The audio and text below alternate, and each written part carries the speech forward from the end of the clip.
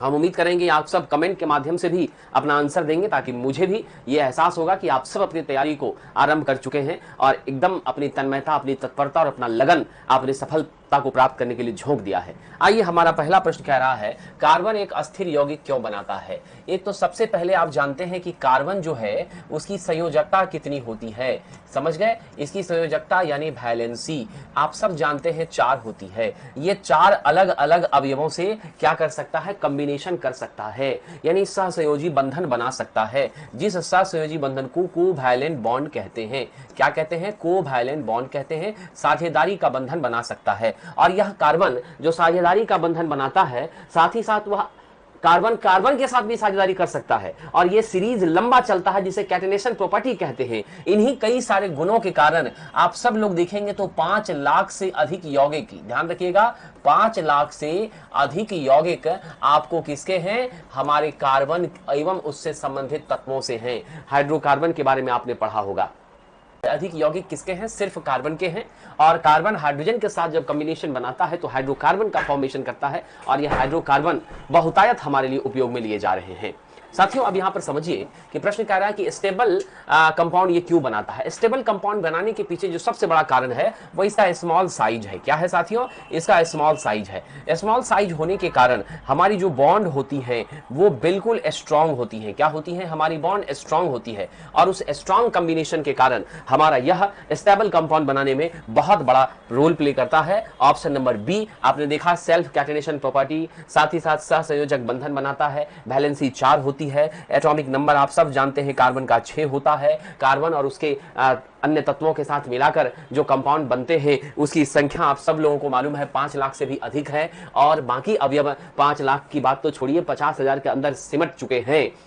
इन सारी बातों को समझने के बाद यह स्पष्ट हो जाती है कि मुख्य कारण है स्मॉल साइज। क्या है इसका मुख्य कारण? Small size. जैसे आपने हाइड्रोकार्बन का मैंने अभी चर्चा किया था, आप सब जानते हैं 3 तरह के सूत्रों पर हमें भी आपको विश्लेषण कर दें। एक आपका एल्केन होता है जो सैचुरेटेड हाइड्रोकार्बन होता है। क्या होता है साथियों? एल्केन होता है जो सैचुरेटेड हाइड्रोकार्बन होता है। क्या होता है? संतृप्त हाइड्रोकार्बन, सैचुरेटेड हाइड्रोकार्बन।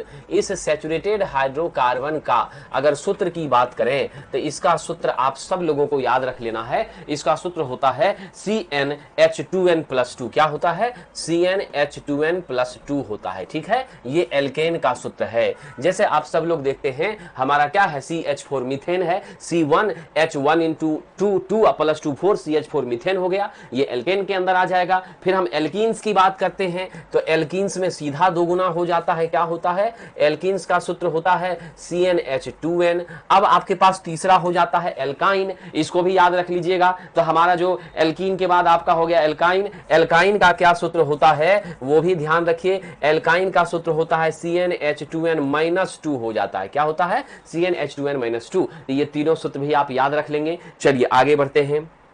अगला प्रश्न कह रहा है, हमारे शरीर में मस्तिष्क और स्पाइनल कोड मिलकर क्या बनाते हैं? तो साथियों, हमारे शरीर में मस्तिष्क जो आपका ब्रेन है, इसी ब्रेन के साथ आपका क्या जुड़ा होता है? स्पाइनल कोड जुड़ा होता है, जिसे रीढ़ की हड्डी कहते हैं। क्या कहते हैं? रीढ़ की हड्डी कहते हैं। यह स्पाइनल कोड हमारे ब्रेन से जुड़ा होता है, और यही आपका क्या बनाता है? सेंट्रल नर्वस सिस्टम बनाता है, जिसे शॉर्ट में हम CNS कहते हैं। क्या कहते हैं? C से हो गया सेंट्रल, क्या हो गया साथियों? सेंट्रल। N से हो गया नर्वस, और S से हो गया सिस्टम। और यही सेंट्रल नर्वस सिस्टम पूरी की पूरी सिस्टम को क्या करता है? मॉनिटर करता है, प्रोसेसिंग यूनिट को नियंत्रित करने का काम करता है। यूं समझिए तो हमारे जैसे कंप्यूटर में CPU होता है, ठीक उसी प्रकार से इस दोनों का कॉम्बिनेशन जो है हमारे शरीर में CPU का काम करता है। किसका काम करता है? हमारे शरीर में CPU का काम करता है। तो अल्टीमेटली आप यहां से ये समझने का प्रयास कर रहे हैं कि आपके शरीर का नियंत्रण, यूं समझिए आपकी जागरूकता, आपकी सोच, आपके बोलने की क्षमता, आपकी पूरी की पूरी गतिविधि का नियंत्रण जो है इसी सेंट्रल नर्वस सिस्टम से होता है। मेरा राइट आंसर है यहां पर CNS, सेंट्रल नर्वस सिस्टम। चलिए आगे बढ़ते हैं। अगला प्रश्न, किसमें क्लोरोफ्लोरोकार्बन का प्रयोग नहीं होता।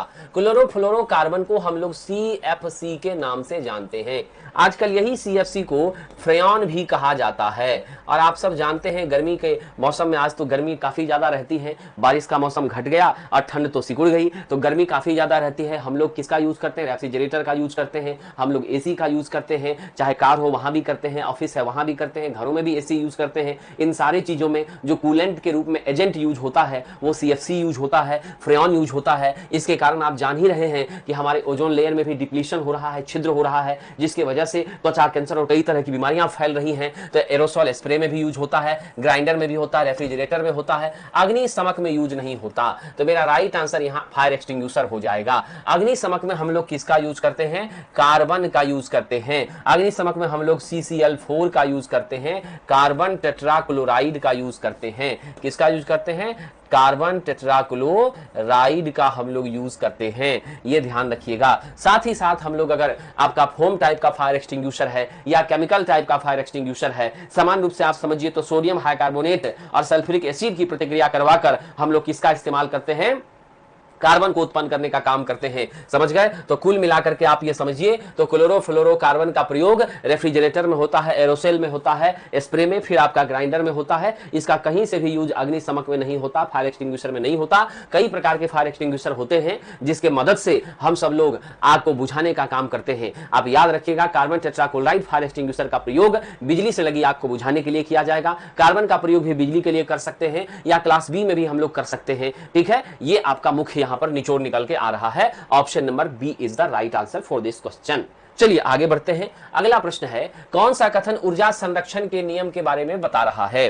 तो देखिए, एनर्जी कंजर्वेशन प्रिंसिपल क्या कहता है? ये कहता है कि ऊर्जा का ना निर्माण हो सकता है, क्या हो सकता है? ना ही निर्माण हो सकता है और ना नष्ट हो सकता है। इसको सिर्फ आप क्या कर सकते हैं? एक रूप से दूसरे रूप में रूपांतरण। क्या हो सकता है? एक रूप से दूसरे रूप में इसका क्या हो सकता है? रूपांतरण हो सकता है। समझ गए? एक फॉर्म से दूसरे फॉर्म में रूपांतरण हो सकता है। ठीक है, अगर यहां पर जैसे एग्जांपल के तौर पे हम लोग लाइट एनर्जी, हम लोग क्या कर रहे हैं? इलेक्ट्रिक एनर्जी को लाइट एनर्जी में बदल रहे हैं। आपके ट्यूबलाइट में, बल्ब में, इन सभी चीजों में आप देख रहे हो। हम फैन में क्या करते हैं? इलेक्ट्रिक एनर्जी को मैकेनिकल में बदलते हैं। ठीक है, आप जनरेटर में क्या करते हो? मैकेनिकल एनर्जी को इलेक्ट्रिकल में बदलते हो। आप मोटर में क्या करते हो? तो भाई इलेक्ट्रिकल को आप मैकेनिकल में बदलते हो। तो ऊर्जा को हमने अलग अलग रूपों में क्या किया है साथियों? परिवर्तन करने का काम किया है, ट्रांसफॉर्मेशन का काम किया है। इसी दौरान एक स्लाइट मूवमेंट पर जो रियल एनर्जी है उसके मान में जो कमी का एहसास होता है, जिस कमी को हम किस रूप में जानते हैं, याद रखिएगा, तो उस कमी को हम लोग जानते हैं एनर्जी क्राइसिस के रूप में। किस रूप में जानते हैं? एनर्जी क्राइसिस के रूप में। तो कह रहा है ऊर्जा को एक रूप से दूसरे रूप में बदला जा सकता है। सही है भाई साहब। ऊर्जा का ना निर्माण हो सकता है ना नष्ट हो सकता है। सही है, दोनों स्टेटमेंट सही है। तो कथन 1, 2 दोनों क्या है? सही है। सबसे पहले हम यहां समझ लें एनर्जी हमारी क्या होती है? ये पावर बटे टाइम होती है। क्या ये सही है? बिल्कुल भी नहीं साहब। एनर्जी बराबर क्या होता है? पावर इंटू टाइम होता है। इस बात को हमेशा याद रख लीजिएगा। एनर्जी बराबर पावर इंटू टाइम होता है।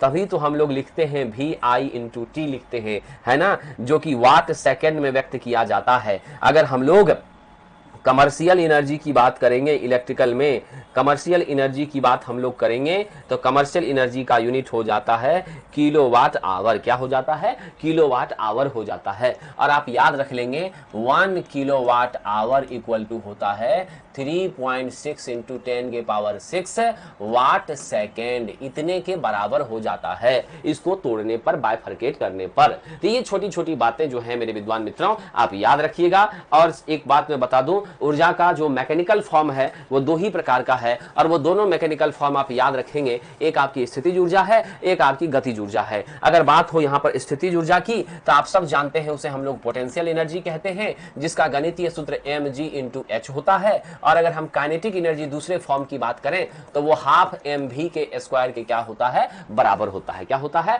हाफ mv के स्क्वायर के बराबर होता है। एक छोटी बात आप याद रखिएगा, जब बहुत ज्यादा हाइट हो तो मैक्सिमम हाइट के कंडीशन पोजीशन पर मेरा mgh उच्च हो जाता है, ज्यादा हो जाता है, और मेरी काइनेटिक एनर्जी क्या हो जाती है, यहां पर शून्य हो जाती है। और जब ग्राउंड के पास हम पहुंच जाएं तो यहां पर पोटेंशियल एनर्जी आपकी कम हो जाती है, रिड्यूस हो जाती है, और काइनेटिक आपकी क्या होती है, उच्च हो जाती है। ठीक है, मिड पोजीशन की बात करें तो P के दोनों आपस में क्या होती हैं, बराबर होती हैं। ठीक है, मध्य अंतराल में क्या होती है, पोटेंशियल और काइनेटिक दोनों का मान आपस में बराबर होता है। इस बात को आप ध्यान रखेंगे।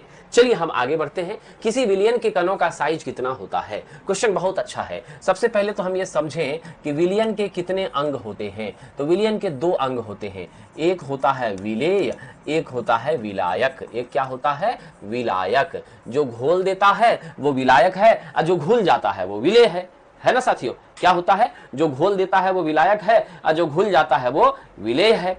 अब यहां पर हम आपको बता दें कि इसका जो साइज होता है वो बहुत छोटा होता है। कितना, 1 नैनोमीटर के बराबर, 1 × 10⁻⁹ मीटर के बराबर होता है।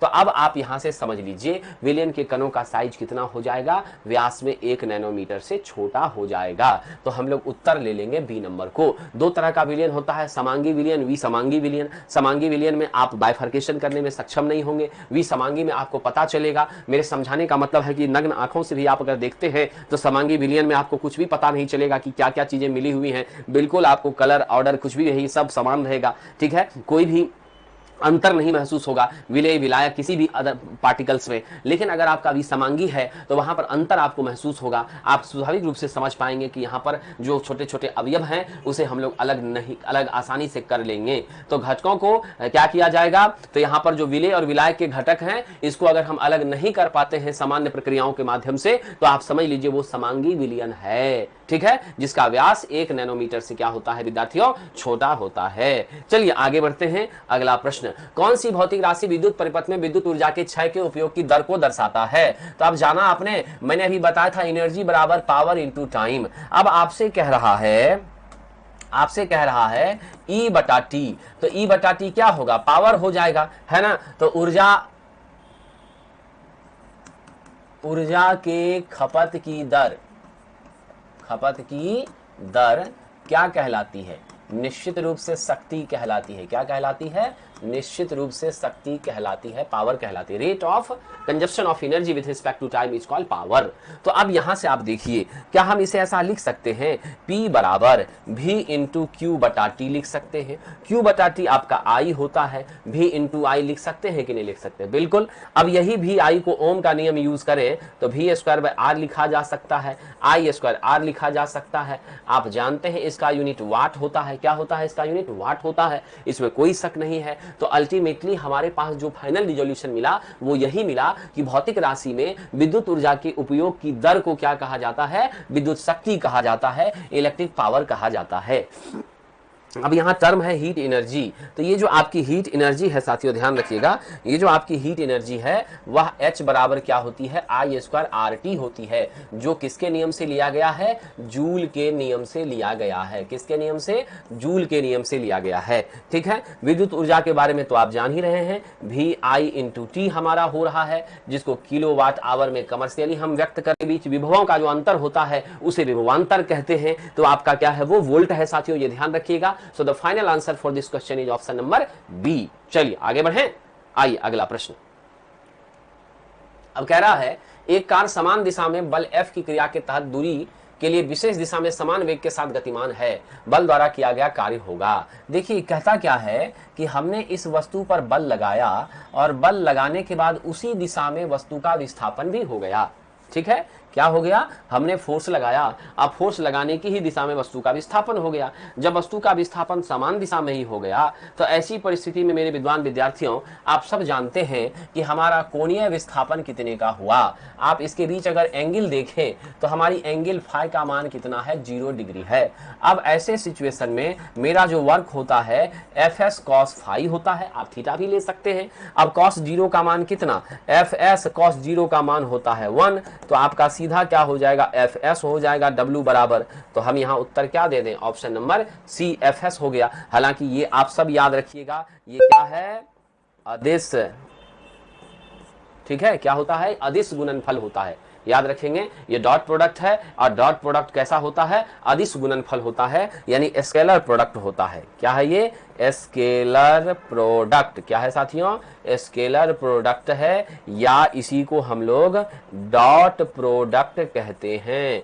अगर यहां से ध्यान दीजिएगा, बल की दिशा के लंबवत वस्तु का विस्थापन होता है, अगर लंबवत विस्थापन होता है, याद रखिए कि सिचुएशन इस प्रकार की है, फोर्स हमने F लगाया और वस्तु इधर डिस्प्ले से S कर रही है, तो यहां पर मेरे पास फाई का मान कितना है, 90 डिग्री है। अब आप W equal to F S cos 90 लिखेंगे, कॉस 90 का मान 0 होता है, टोटल आपका टर्म एफ एस गुना 0 बराबर 0 हो जाएगा। अगर 90 का विस्थापन हो रहा है तो 0 वर्क होगा, ठीक है। इसीलिए कहा जाता है ना कि सर के ऊपर बोझा रख करके कोई व्यक्ति 6 घंटे से खड़ा है तो विज्ञान की भाषा में कोई काम नहीं कर रहा है, समझ गए। अब अगर अपोजिट डायरेक्शन में बल की दिशा के विपरीत अगर क्या हो, डिस्प्लेसमेंट हो, तो 180 का कोण बनता है, वैसे सिचुएशन में माइनस एफ एस हो जाएगा। क्या हो जाएगा वैसे सिचुएशन में, माइनस एफ एस हो जाएगा, ठीक है। चलिए आगे बढ़ते हैं, अगला प्रश्न। अब कह रहा रक्त शरीर के शेष भागों से कार्बन डाइऑक्साइड डैश में छोड़ने के लिए आता है। क्वेश्चन तो बहुत इंटरेस्टिंग है। अब सबसे बड़ी बात ये आप ध्यान रखिएगा, इसको अंग्रेजी में एलवोई कहते हैं। क्या कहते हैं, कूपिका एलवोई, आप इसे एलवोई पढ़ेंगे, ठीक है।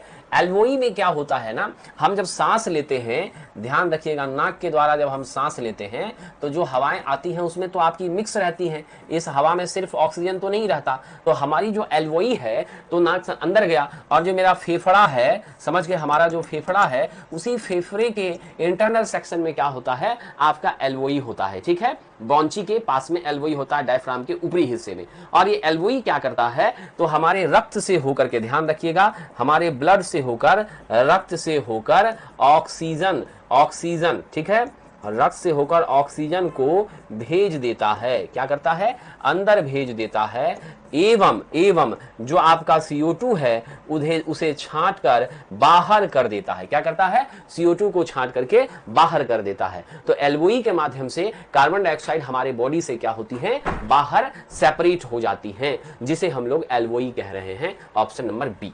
चलिए आगे बढ़ते हैं साथियों, अगला प्रश्न है, दिए गए माध्यम से टॉर्क, दाब और एरिया के बीच का संबंध। तो सबसे पहले प्रेशर बराबर क्या होता है, आपका T थ्रस्ट बाय एरिया होता है, इसी को हम लोग फोर्स बाय एरिया भी कहते हैं।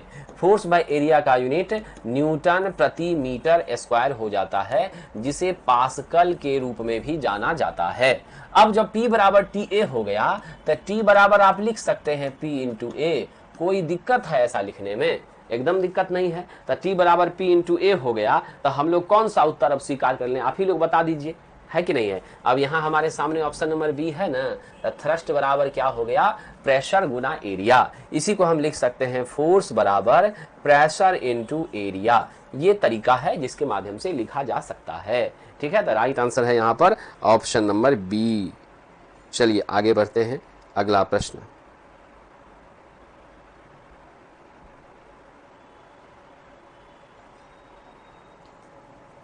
नेक्स्ट क्वेश्चन हमारा क्या है, कह रहा है गतिमान पिंड प्रत्येक सेकंड में एक सिद्ध पर 10 मीटर की दूरी तय कर रहा है, ठीक है। गतिमान पिंड प्रत्येक सेकंड में क्या कर रहा है, 10 मीटर की दूरी तय कर रहा है प्रति सेकंड, ठीक है। तो प्रति सेकंड 10 मीटर, फिर अगला सेकंड 10 मीटर, फिर अगला में 10 मीटर।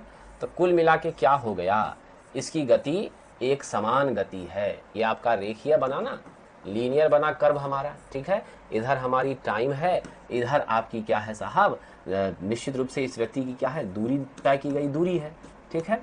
तो इधर ये डिस्टेंस तय कर रहा है, इधर ये टाइम बता रहा है। तो आदमी जो है दूरी जब बढ़ता जा रहा है तो प्रत्येक सेकंड में 10 मीटर, प्रत्येक सेकंड में 10 मीटर, तो एवरी सेकंड में 10 मीटर जा रहा है। इसका मतलब है इसकी गति क्या है, एक समान है, एक समान गति है, यूनिफॉर्म गति है। और जब गति एक समान होती है तो हमारा जो है कैसा कर्व बनता है, लीनियर कर्व बनता है। कैसा कर्व बनता है, लीनियर कर्व बनता है। तो यहाँ भी कर्व कैसा बन गया, लीनियर बन गया, समझ गए, कैसा बन गया, लीनियर बन गया। चलिए विद्यार्थी आगे ध्यान देते हैं, यहां से एक छोटी बात और समझने का प्रयास करते हैं। विस्थापन में परिवर्तन होता है तो हमारी वेग के मान को व्यक्त किया जाता है। विस्थापन और समय के बीच का जो, देख लीजिए, विस्थापन और समय का जो ग्राफ होगा वो क्या बताएगा, वेग बताएगा। दूरी और समय के बीच का ग्राफ होगा, क्या बताएगा, चाल बताएगा। ठीक है, वेग और समय के बीच का ग्राफ होगा, क्या बताएगा, त्वरण बताएगा। अगर वेग और समय के बीच का ग्राफ लीनियर है तो वह कैसा त्वरण बताएगा, तो आप सब लोग जानते हैं यूनिफॉर्म एक्सेलरेशन बताएगा। ठीक है, अगर समय के साथ दूरी कम ज्यादा हो रही है तो आपका कैसा कर्व बन जाएगा, आपका कर्व इस तरह का बनेगा। ठीक है, इसका मतलब असमान गति है। इसका मतलब क्या है, असमान गति है। इसका मतलब है असमान गति। समझ गए, इन छोटी छोटी बातों को आप याद रखिएगा। चलिए आगे बढ़ते हैं, अगला प्रश्न। फ्लेमिंग के वाम हस्त के नियम से मध्यमा उंगली किसे बताती है। देखिए फ्लेमिंग साहब ने दो नियम दिए थे, एक दाहिने हाथ का नियम दिया था, एक बाएं हाथ का नियम दिया था। सबसे पहले तो ये बाएं हाथ का नियम जो है, इस पर आधारित क्या होती है, हमारी मोटर होती है। मोटर किस पर आधारित होती है, ये फ्लेमिंग्स लेफ्ट हैंड रूल पर आधारित होती है। क्या होती है, लेफ्ट हैंड रूल पर आधारित होती है मोटर। ठीक है, अब जरा गौर कीजिएगा साथियों, हमारी मोटर फ्लेमिंग के लेफ्ट हैंड रूल पर होती है। और अगर हम यहीं पर जनरेटर की बात करें तो हमारा जनरेटर जो होता है वो फ्लेमिंग्स के राइट हैंड रूल पर, किस पर, फ्लेमिंग्स के राइट हैंड रूल पर आपका क्या होता है, आधारित होता है। फ्लेमिंग के राइट हैंड रूल से हमें ईएमएफ की दिशा मिलती है। क्या मिलती है, ईएमएफ की दिशा प्राप्त होती है। और इसके माध्यम से हमें बल की दिशा प्राप्त होती है। किस दिशा में आपका बल उत्पन्न होगा, फोर्स उत्पन्न होगा, जिससे हमारी रोटर रोटेट करेगी। तो फ्लेमिंग साहब ने कहा था बाएं हाथ की 3 उंगलियां, ये आपका अंगूठा है, ये मध्यमा है, मिडिल फिंगर है, और ये आपकी क्या है, तर्जनी है, फर्स्ट फिंगर है। ठीक है, इस तीनों को इस तरह से लंबवत किया जाए, परपेंडिकुलर किया जाए कि अगर आपकी मध्यमा करंट कैरिंग करंट यानी करंट की दिशा को व्यक्त करे, धारा प्रवाह की दिशा को व्यक्त करे,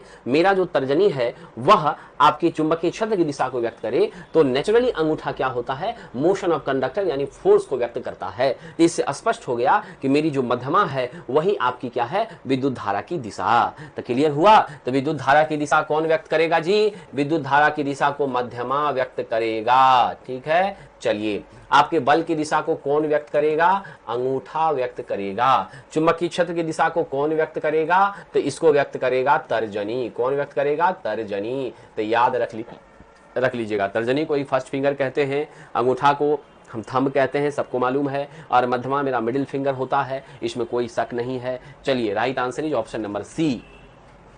आइए साथियों अगले प्रश्न की ओर चलते हैं। स्पैचुला में नेफ्थलीन को जलाने से क्या प्राप्त होता है। तो साथियों जब स्पैचुला को नेफ्थलीन में जलाते हैं तो हमें कार्बन उत्सर्जित होता है। क्या होता है, कार्बन उत्सर्जित होता है। और कार्बन जब उत्सर्जित होता है तो इसी के जलने से आपकी ज्वाला कैसी होती है, पीली ज्वाला होती है। कार्बन के ही उत्सर्जन के कारण उसका जब जलन होता है, जब उसमें बर्निंग स्टार्ट होती है तो आपकी ज्वाला कैसी होती है, पीली होती है। तो पीली ज्वाला के लिए कौन जिम्मेदार है, कार्बन का मौजूद होना, कार्बन का उत्सर्जित होना, जिसके वजह से हमारी ज्वाला क्या होती है साथियों, पीली हो जाती है। 8 ओम और 5 ओम को श्रेणी में जोड़ा हमने।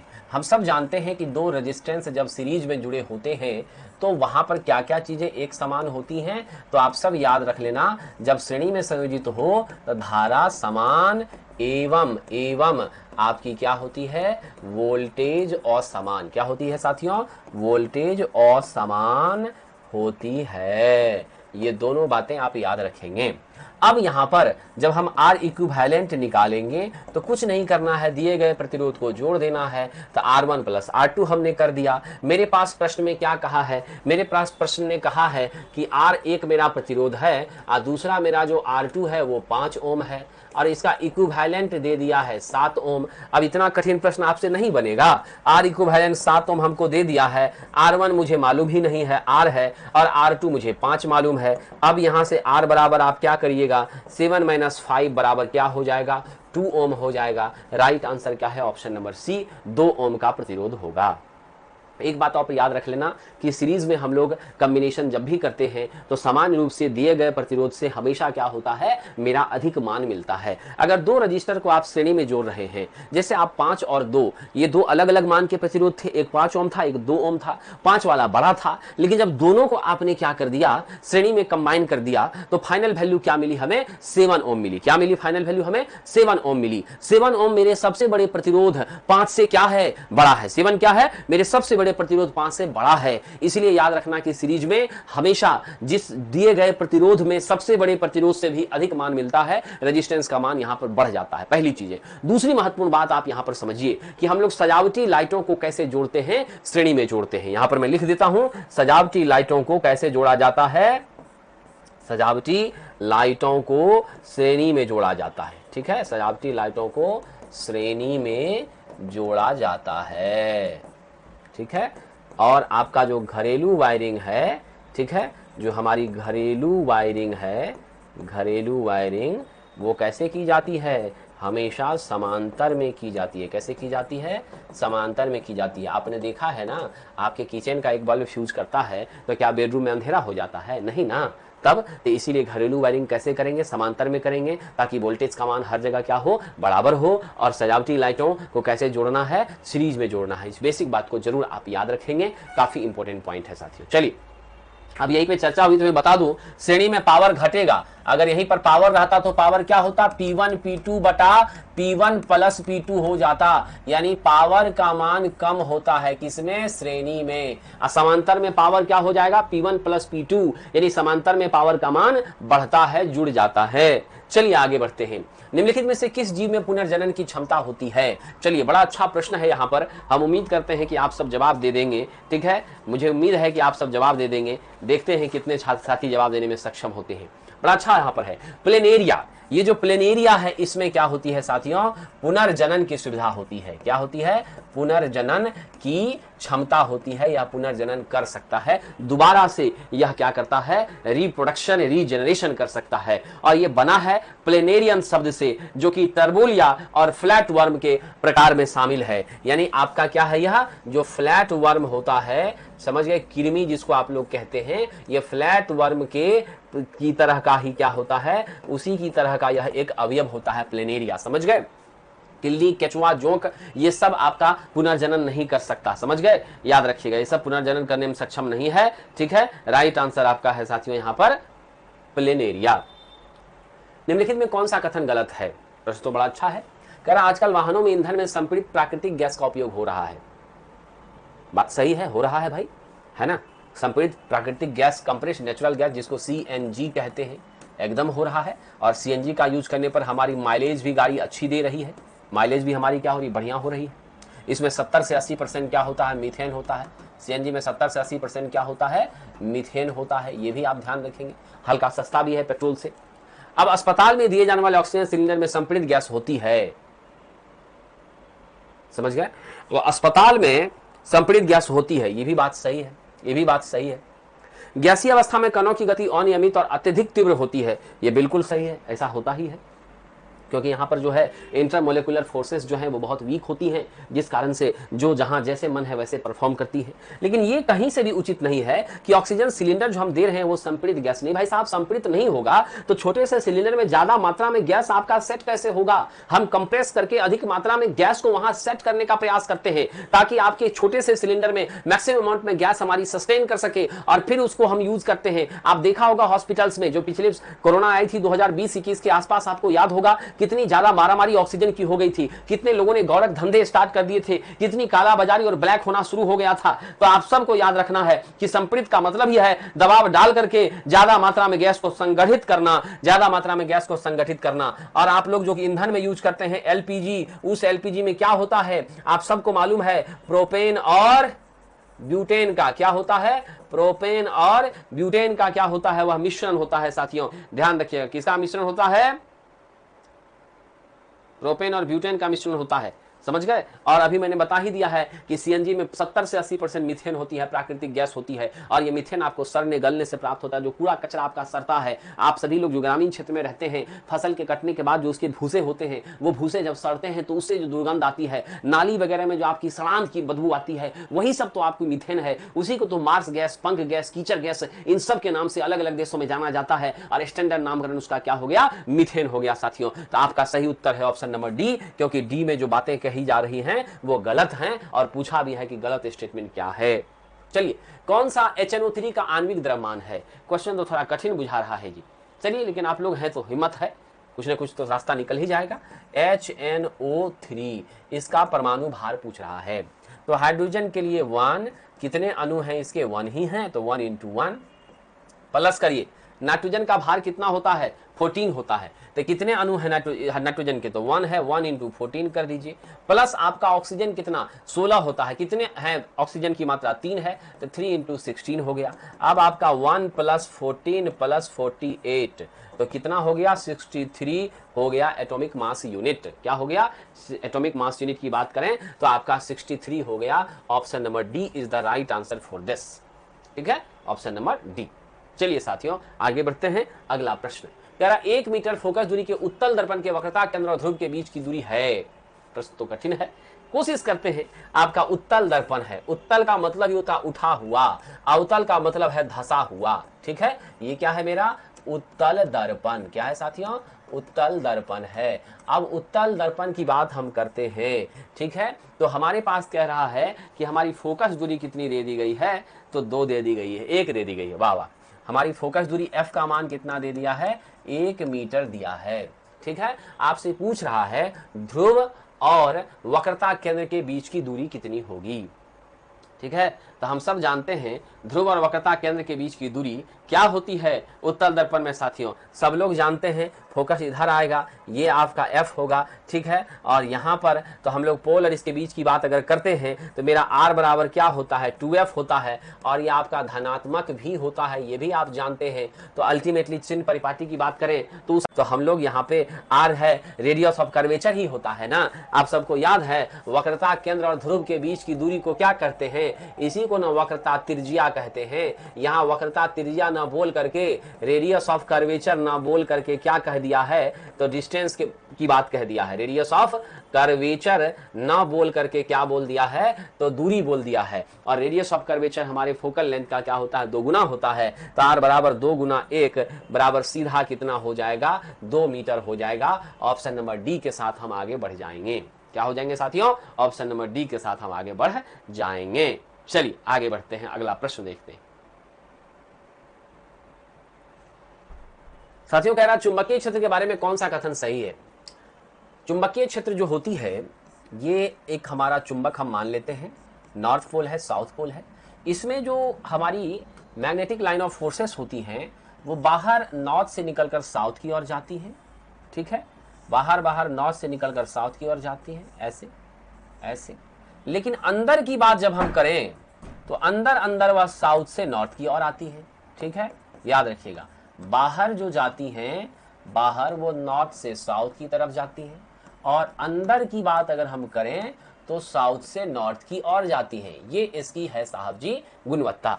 ये अपने ही निर्धारित रास्ते से बाईपास करती हैं, एक दूसरे को कभी कट नहीं करती, अनंत पर जाकर मिलती हैं। और इसी का जहां जहां हमारी चुंबकीय बल रेखाएं पास पास होती हैं वहां चुंबकीय क्षेत्र मजबूत होता है, जहां दूर दूर होती हैं चुंबकीय क्षेत्र कमजोर होता है। ये इसका बेसिक कंसेप्ट है। अब गौर से देखिएगा, सीधी रेखा के रूप में गमन होता है, गलत बात है साथियों। दिशा सूचक द्वारा मापी जाती है, यह भी गलत बात है।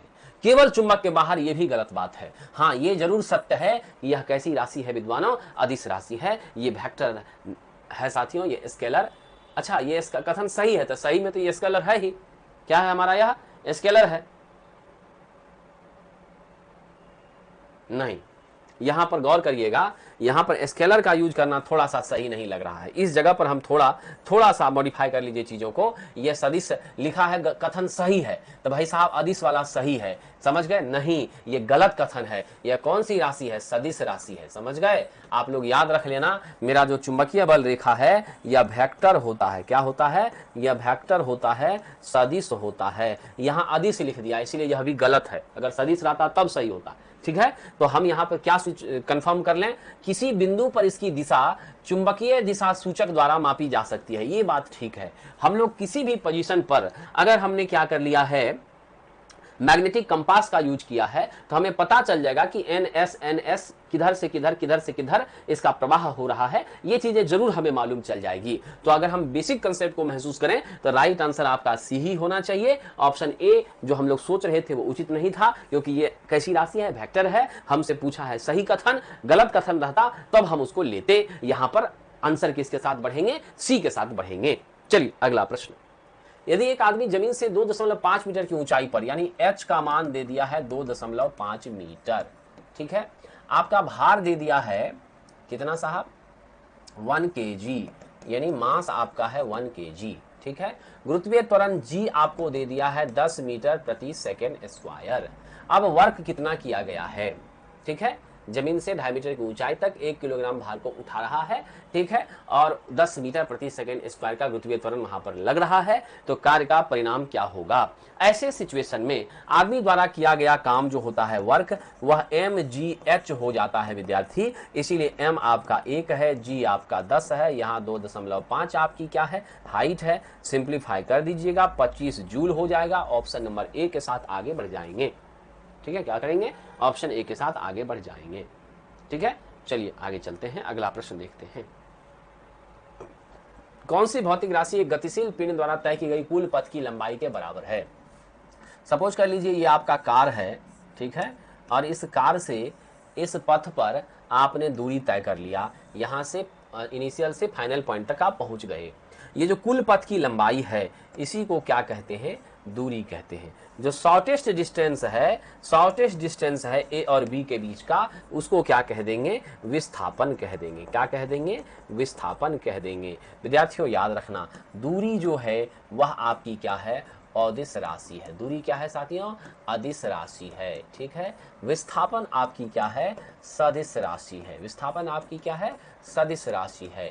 आप एक छोटी सी बात जरूर जानते हैं, सदिश राशि को रिप्रेजेंट करने के लिए डायरेक्शन और मैग्नीट्यूड दोनों की जरूरत पड़ती है, और अदिश को रिप्रेजेंट करने के लिए सिर्फ और सिर्फ मैग्नीट्यूड की ही जरूरत पड़ती है। डायरेक्शन कोई इंपॉर्टेंट नहीं होता है। लेकिन कई ऐसी राशियां होती हैं जिसमें डायरेक्शन भी होता है, मैग्नीट्यूड भी होती है, लेकिन अगर वह sum law of vector addition का पालन नहीं करता है, सदिश के योग के नियम का पालन नहीं करता है, तब भी वह राशि आपकी क्या हो जाती है? अदिश हो जाती है। एग्जाम्पल के तौर पर इलेक्ट्रिक करंट की बात करिए, इलेक्ट्रिक करंट आपकी क्या है साहब? अदिश है, हालांकि उसमें डायरेक्शन भी है और मैग्नीट्यूड भी है, फिर भी, ठीक है। अब हम यहां से चलते हैं कि आंसर तो मेरा मिल गया दूरी, ठीक है। वेग की बात अगर करते हैं तो यह भी सदिश है।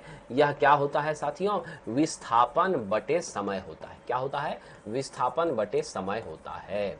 अगर हम चाल की बात करें तो यह क्या होती है? दूरी बटे समय होता है, और यह चाल आपकी क्या होती है?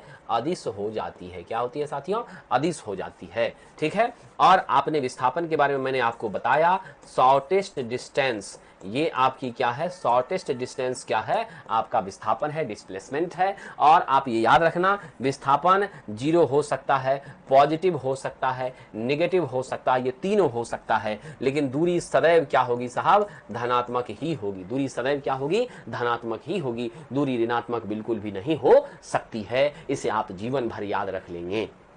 हम उम्मीद करते हैं साथियों इन प्रश्नों की परिचर्चा से बहुत कुछ आपको सीखने समझने का मौका मिलेगा, और आप अपने कंसेप्ट को मजबूत करने में कामयाब भी हो पाएंगे। आप हमसे जुड़े रहें और बहुत मेहनत करें, अपनी तैयारी को मजबूती प्रदान करें, और निश्चित सफलता प्राप्त कर अपने माता पिता का नाम रोशन करें। ये जो वैकेंसी आई है, इस वैकेंसी में आप अपने आप को साबित कर सकें कि आप में वो पोटेंशियल है, और इस आई हुई वैकेंसी के दौरान, इस महासंग्राम के दौरान आप एक सफल योद्धा के रूप में अपनी सफलता प्राप्त कर अपने घर परिवार का नाम रोशन करके अपने जीवन को बदल लीजिए। इसी शुभकामनाओं के साथ आज आपसे विदा लेता हूं।